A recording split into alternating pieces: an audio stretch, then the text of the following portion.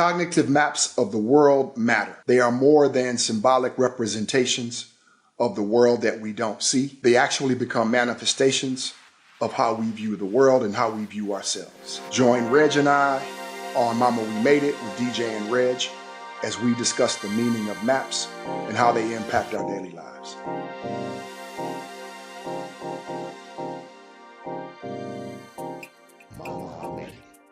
My brother. Good morning to you, sir. My man, how are you doing up there in Portland, Oregon? I'm doing well, man. I have a question for you. Can you explain the origins of Ready Reg coming at you? I'll let you finish the rest, because I've only ever heard you greet me and say that to me, so I've always wondered, 30 years now, where that has come from. It is a verse, I'm proud to say, from one of the underrepresented rap groups of all time, the Ghetto Boys. Okay. From Houston, Texas. Yeah. Ready Reg was one of the original members, along with Bushwick Bill, so on and so forth, Willie D, etc. Scarface. Ready Reg coming at you, holding his ground like a beep, beep statue.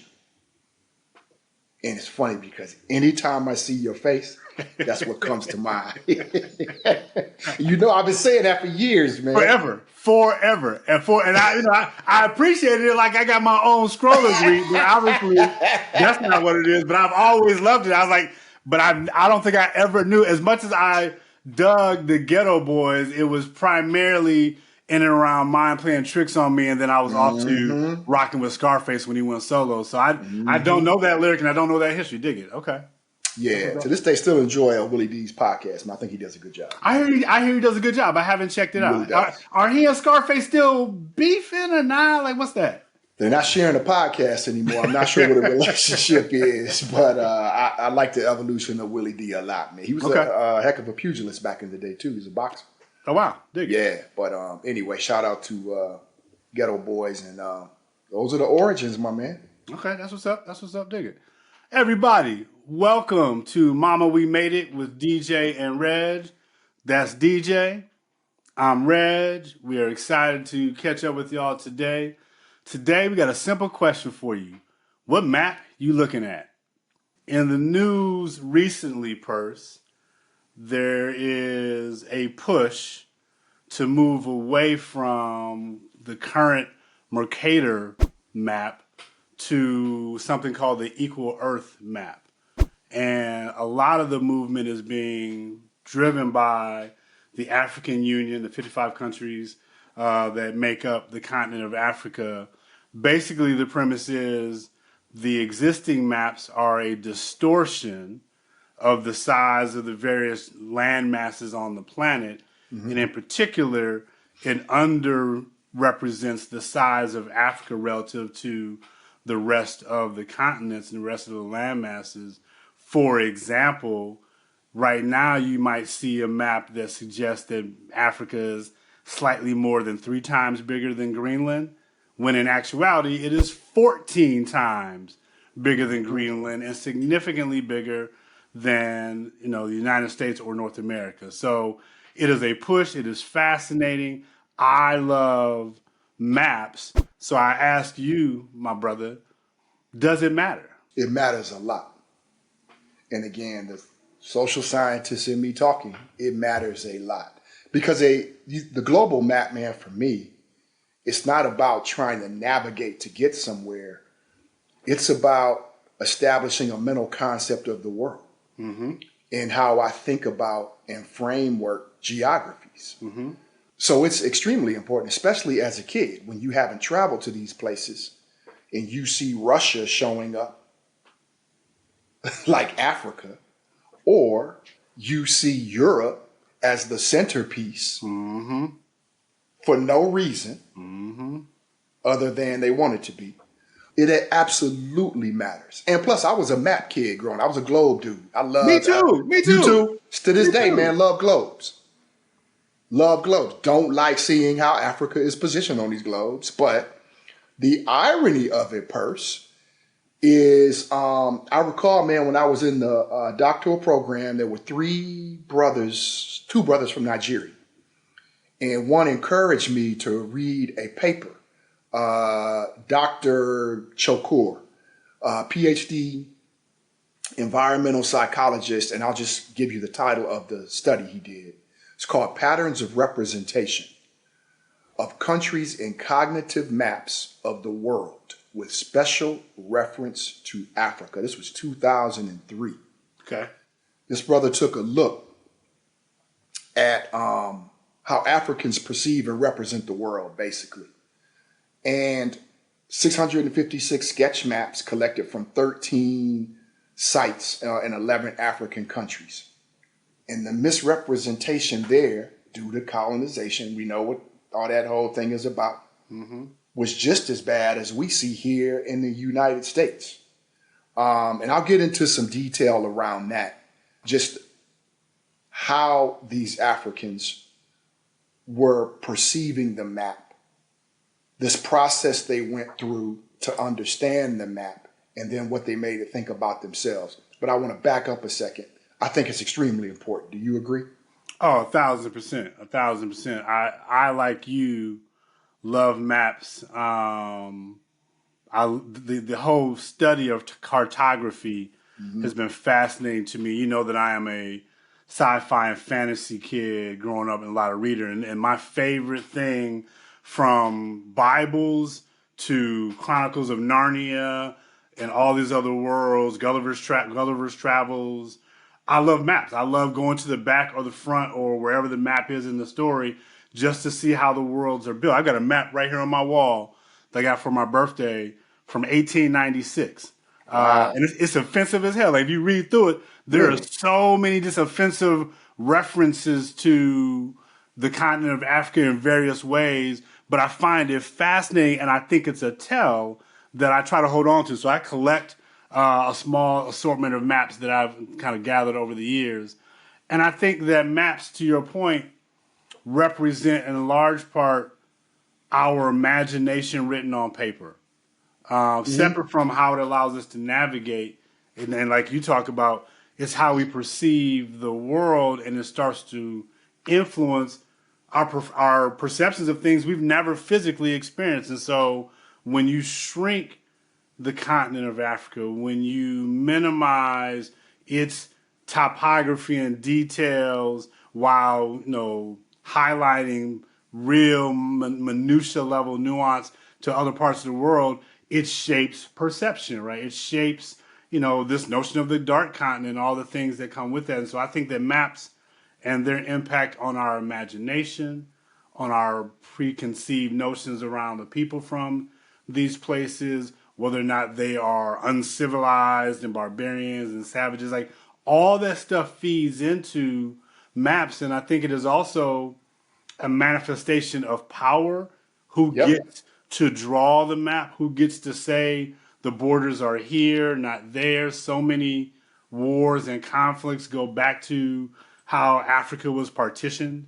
So I think it all matters, and I think it is tremendously important that the AU, the African Union, is taking the lead to push towards this Equal Earth project, and more entities are signing on to it. I think the UN is close to, if not having signed on to, adopting as its map. There will be other global entities as well. I expect that there will be some pushback from other forces, but things that represent a closer version of the truth always matter, and how we tell stories and the imagination we see in our mind's eye really matters. So I'm intrigued by how this development has come to life, but it absolutely matters. It does, man. And again, just to kind of burrow in a little bit on that study, man, one of the things that this was studying through the lens of Africa. And there were 59 maps coming out of a particular city in Nigeria, man. 97% of those maps were Eurocentric, meaning Europe was at the center of representation. And that, we know that's a function of the colonization that happened there. The other thing is that of those 656 maps I was describing to you before, 98% of those had Europe at the center. Again, why is that important, man? These are representations that become how we look at the world and how we view ourselves. What they tended to do first was look at when someone asked them to recall a state or a country, the first order of priority was, is it considered a world power? So Russia, China, United States. Then it was, and these are African students. Sure. Then it was African countries contiguous to predominantly Nigeria. Mm-hmm. Thirdly, it was those underdeveloped regions. And then fourthly, you're talking about Antarctica and Pacific Island. So there is a system that is subjective to us as sometimes, man, when we try to recall things, that map is critical in that. And we start to place importance on things because of how that map is constructed. And we all know there's a strategy around how it's constructed.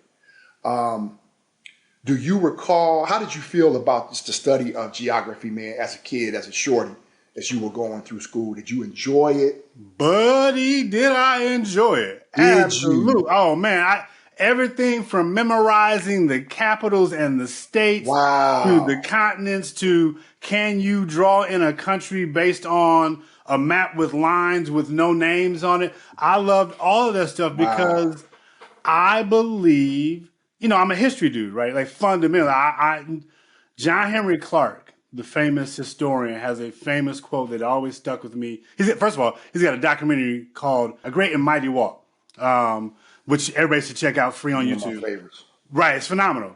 And in there he says, history is a clock and a compass. It tells us when we are and where we are in human existence. And I think maps are the same thing in reverse, which is they tell us, how the world was perceived in the time that map was drawn. Mm-hmm. So geography and history fused together in my mind. I love all that stuff to this day. Like, trying to, it would take me a minute, but going through all 55 African countries, as a fun exercise, it takes me a minute. But, trying to name all the countries, man, Western Europe, Eastern Europe, around, it's a fascinating exercise. So I'm a big fan of geography for sure. Nerd out on that stuff. I can't say that I was. I developed an affinity for a love of geography. But growing up, I can't say I had it, man. I think traveling helped me with that. I traveled a lot domestically, even as a kid.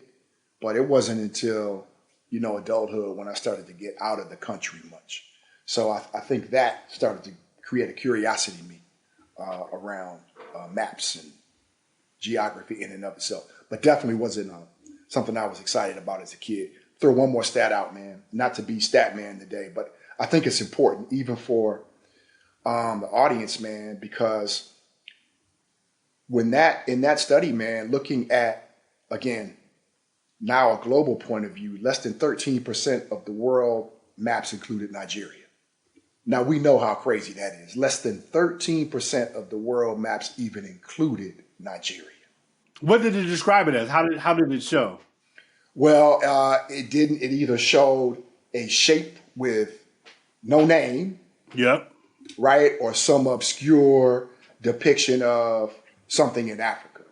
And the extremely poor showings were specifically in Asia, Oceania, and then Latin America. We can pause for a second. I think we lost Reg. No, you didn't lose me. No. I was listening to you. I was looking at my map to see how it showed Nigeria, and you're right. It doesn't show it on there in a broad sense. Like I said, this map's from 1896, and it's got an area there. It's got some other names on it, but the name Nigeria, other than the Niger River, doesn't show up anywhere on there. And I forget when, certainly Nigerian independence comes much later, and so it wouldn't show up on the map that I have, but I was just curious how the region was described at that time. Yeah. And so, we know, man, we recall maps based on geographical size, population, proximity to where we are, and then typically economic development, the more we learn about these things. But, man, it's all critically important. Again, the nerd in me loves to look at these things through the lens of research and studies, man, and they are prominent. And one of the things I really love about this work from the doctor is it illuminates the importance of our self-concepts based on something as seemingly obscure as a map and how we view ourselves. How in the world, man, would Nigeria not show up? And you look at some of the other places that show up. So as you started to move through life, person, you start to think about the importance. Do you feel as if geography and the study of these things is gaining in importance? Are we losing a zeal for this? I don't think we ever had a zeal for university. I think it's very much a niche play in general. What I was just thinking about as you were saying that is I'm fascinated by how ubiquitous GPS is, right?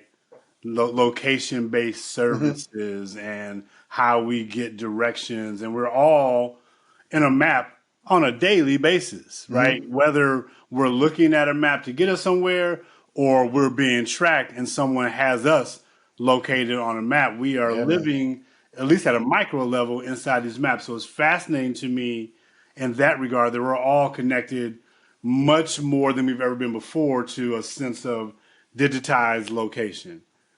At the same time, I don't think people have any real sense of geography and countries outside of the United States. I can't speak to how Africans or Europeans or Asians or Latin Americans think about outside their borders, but I can just tell you that in my conversations with folks here, man, you gave people a blank map, 7 out of 10 would struggle to get half the countries on on the planet in the right geography, let alone in the right place. And that's not a judgment. It's just it feels like the world has gotten smaller as it relates to how technology pulls us closer together and you I see agree. around the world much faster. And at the same time, we're becoming even more myopic around what does it all look like. Like I can see a post from somebody in Athens, Greece, but I don't stop to look at a map and see how Right. Greece is shaped and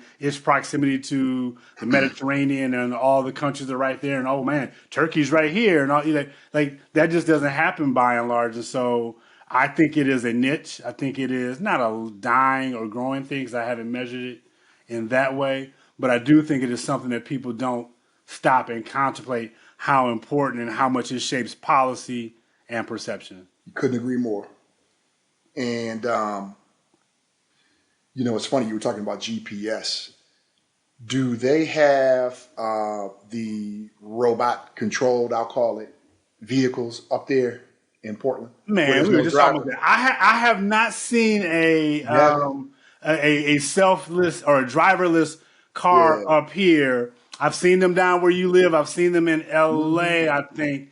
And they freak me out every time I see one. I can't imagine the scenario I'd be under to get in one.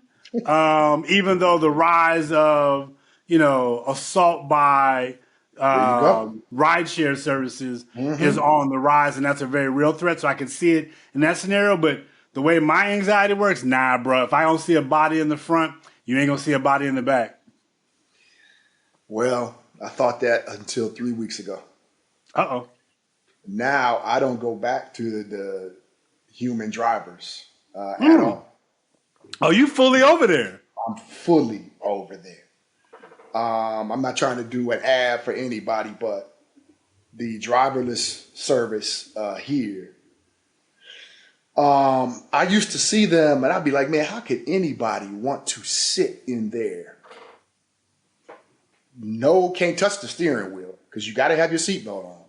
I won't get into an Uber or a Lyft these days unless it is a dire emergency.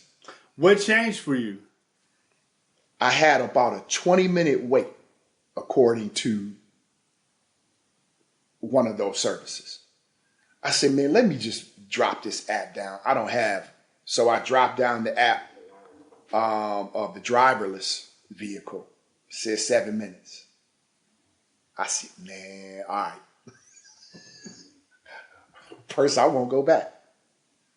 Let me explain why.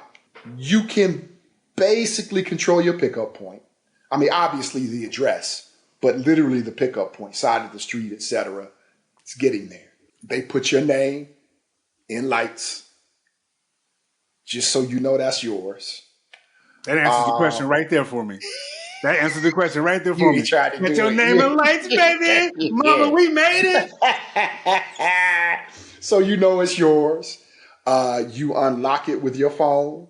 They greet you very nicely when you get in. They ask you to put your seatbelt on. If you don't, they won't move.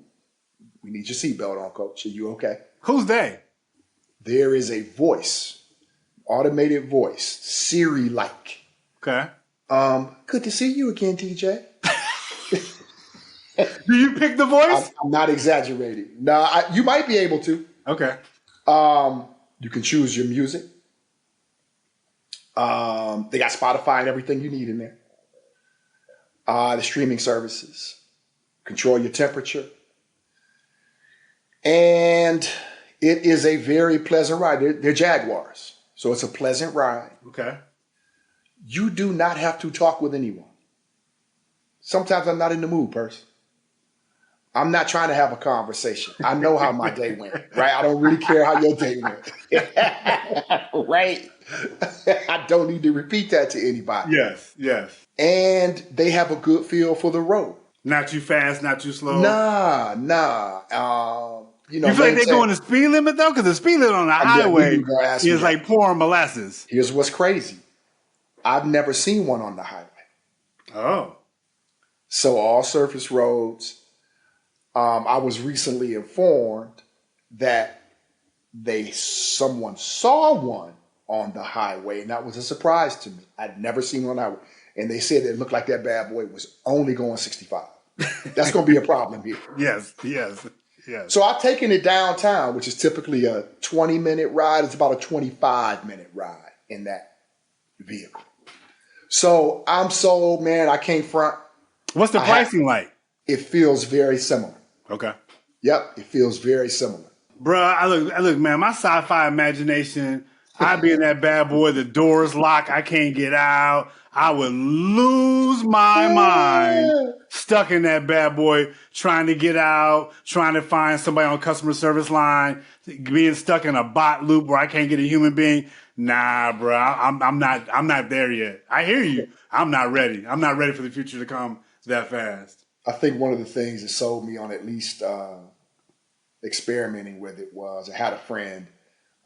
She said that she took it home from the airport and a car hit her. And it was an accident. And the person immediately, a live body that literally came on and said, "Hey, are you okay? The police will be there in 5 minutes." And they helped her through it in a way that she's not sure a manual driver would have been equipped to do had they survived the crash. But she said she sold. Right now, I don't have a reason not to. Now, when that thing short circuits and start driving backwards or something, it might be a problem. But right now, I'm with it. And the last probably 15 trips I've taken, there's not been a driver. So, wow. Okay, you in. So let's just play that out of curiosity. We're talking about maps and global travel and all the things. How far are you willing to go with a driverless vehicle? Is it just car? Could you see yourself in a self-flying plane? I'm not there yet. I'm not sure it exists, but I'm trying to figure out where are the lines of demarcation for you? Here's what I'll say though, Purse. I'm not there yet, but I have seen enough documentaries and videos of inebriated pilots. Recently, Yes. we got to get arrested. Yeah, you saw that, right? Okay, yeah, that is like, I don't know, man. I don't know. I've seen enough co-pilots using the restroom for 15 minutes with flight attendants going up to the front. Yep.